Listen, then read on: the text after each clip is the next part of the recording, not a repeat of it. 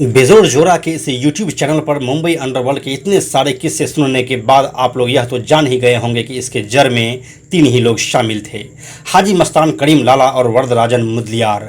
लेकिन इन्हीं सब के साथ जुड़ा एक चौथा आदमी भी था जिनको लोग नहीं जानते हैं। वह इंसान भी इन्हीं तीनों के समानांतर ही काम कर रहा था और मुंबई अंडरवर्ल्ड के खड़ा होने में अपना योगदान दे रहा था, लेकिन वो गुमनाम ही रहा। जो लोग मुंबई अंडरवर्ल्ड को करीब से जानते हैं उनको इस शख्स के बारे में पता होगा, लेकिन इस वीडियो को देखने के बाद आप लोग भी उस गुमनाम डॉन को जान जाएंगे। इस डॉन का नाम था लल्लू भाई जोगी भाई पटेल उर्फ लल्लू जोगी। इसकी कहानी बाकी के डॉन की जितनी ही दिलचस्प है। स्मगलिंग, दोस्ती, शादी, फैमिली और फिर फैमिली का टूटना, हर तरह के इमोशंस देखने को मिल जाएंगे आपको इस वीडियो में। तो चलिए अब कहानी शुरू करते हैं। नमस्कार, मेरा नाम है प्रशांत और आप देख रहे हैं बेजोड़जोरा.com का यूट्यूब चैनल। लल्लू भाई जोगी भाई पटेल उर्फ लल्लू जोगी की कहानी शुरू होती है मुंबई से 200 किलोमीटर दूर दमन से, जहां पर लल्लू जोगी का जन्म हुआ था और वहीं पर उसका घर भी था। दमन के बारे में बात करें तो यह एक केंद्र शासित प्रदेश है और यह महाराष्ट्र और गुजरात के बीच में पड़ता है। दमन भी समंदर किनारे बसा हुआ एक शहर है। क्योंकि यहाँ समंदर है तो यहाँ स्मगलिंग भी है। मुंबई से जो सामान स्मगल होकर गुजरात जाता था वह दमन में बिना लल्लू जोगी के इजाज़त के नहीं जा सकता था, चाहे स्मगलिंग का सोना हो, इलेक्ट्रॉनिक सामान हो या फिर कोई तीसरा चीज़। लोकल लेवल पर लल्लू जोगी का अच्छा खासा दबदबा बना हुआ था, लेकिन उसकी छवि वही रॉबिन हुड वाली थी जो अपना काम निकालने के लिए लोगों का हेल्प करता है। स्मगलिंग करने के दौरान उसे भरपूर फायदा मिलता था।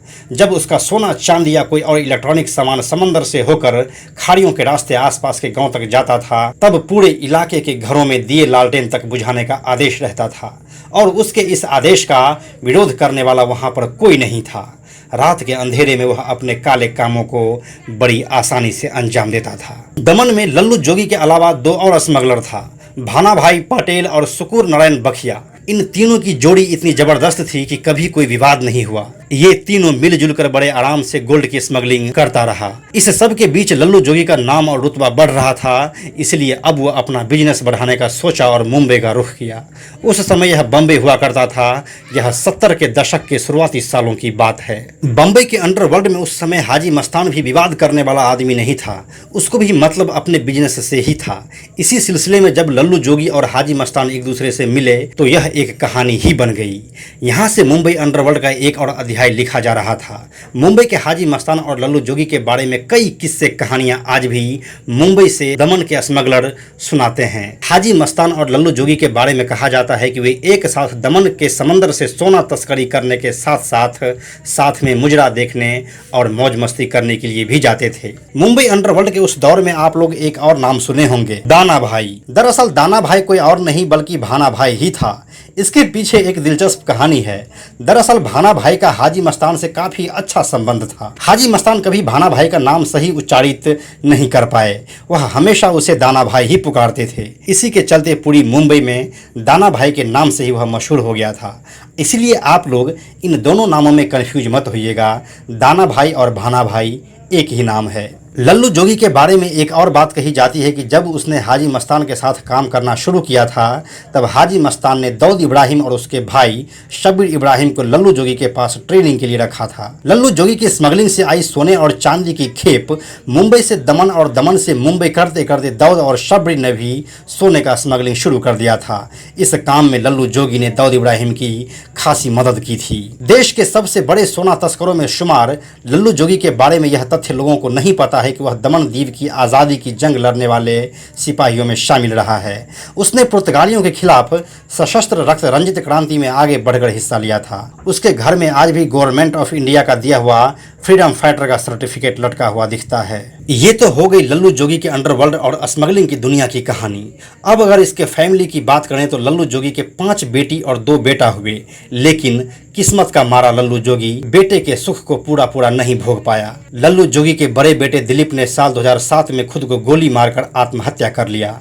उसकी उम्र 45 साल की थी। उसके बाद उसके छोटे बेटे संदीप, जिसकी उम्र मात्र 33 साल की थी, उसने रुपयों के लिए 14 अक्टूबर 2011 को अपनी मां को अपने दमन वाले घर में ही मार दिया था। कुछ महीनों के बाद संदीप का शव एक होटल में सड़ी हुई हालत में मिला था। इसके बाद लल्लू जोगी अपने दामाद हंसमुख भाई भगवान भाई पटेल के यहाँ मुंबई में रहने के लिए आ गया। एक जमाने में डॉन रहे लल्लू जोगी अपने आखिरी समय में बिल्कुल अकेले और आम इंसान के जैसा हो गया था। फिर 16 मई 2019 को 89 साल की उम्र में इलाज के दौरान मुंबई के लीलावती अस्पताल में उसकी मृत्यु हो गई। फिर उसकी लाश को उसके पैतृक गांव दमन लाया गया, जहां पर समंदर किनारे मारवाड़ के शमशान भूमि में उसका अंतिम संस्कार किया गया। इस अंतिम यात्रा में मुंबई से लेकर दमन के कई स्मगलर शामिल हुए थे। तो यही थी शुरुआती अंडरवर्ल्ड के चौथी कड़ी लल्लू जोगी की पूरी कहानी। उम्मीद करते हैं यह कहानी आपको अच्छी लगी होगी। इस कहानी के संदर्भ में अपनी राय आप हमें कमेंट सेक्शन में जरूर बताएं। साथ ही आप अगली वीडियो किस पर देखना चाहते हैं उस डॉन का नाम भी हमें नीचे कमेंट सेक्शन में लिखें। आप लोगों से एक रिक्वेस्ट है, आप लोग हमारे सोशल मीडिया को फॉलो नहीं करते हैं। हमारे बेजोड़जोड़ा.com के फेसबुक पेज को लाइक करें और ट्विटर और इंस्टाग्राम पर फॉलो करें, जिसका लिंक हम आपको नीचे डिस्क्रिप्शन में दे रहे हैं। इसके साथ ही मुंबई अंडरवर्ल्ड की दुनिया से जुड़ी हुई लगभग 25 डॉन का वीडियो अब तक हम बना चुके हैं, जिसका लिंक नीचे डिस्क्रिप्शन में दिया हुआ है। आप चाहें तो उन्हें भी देख सकते हैं। सारी की सारी वीडियोस काफी दिलचस्प है और आपको देखकर काफी सारी जानकारी मिलेगी। एक अनाउंसमेंट है, बेजोड़ जोड़ा आप सभी क्रिकेट प्रेमियों के लिए एक नया चैनल लेकर आया है, जिसका नाम है बेजोड़ क्रिकेट। आपको इस चैनल पर क्रिकेट से जुड़ी कई सारे दिलचस्प कहानियां देखने को मिलेंगे। महत्वपूर्ण मैच के लम्हों से लेकर खिलाड़ियों की बायोग्राफी तक सब कुछ है। इस चैनल का लिंक नीचे डिस्क्रिप्शन में दिया हुआ है। इसको सब्सक्राइब करके बेल आइकन को जरूर टच कर दीजिएगा, ताकि आपको सबसे पहले वीडियो आने का पता चले। यह वीडियो अगर आपको पसंद आया तो इसे लाइक और शेयर जरूर करें। आने वाले वीडियोस के लिए बेजोड़ जोड़ा को सब्सक्राइब करके बेल आइकन को टच करना ना भूलें। Thank you so much.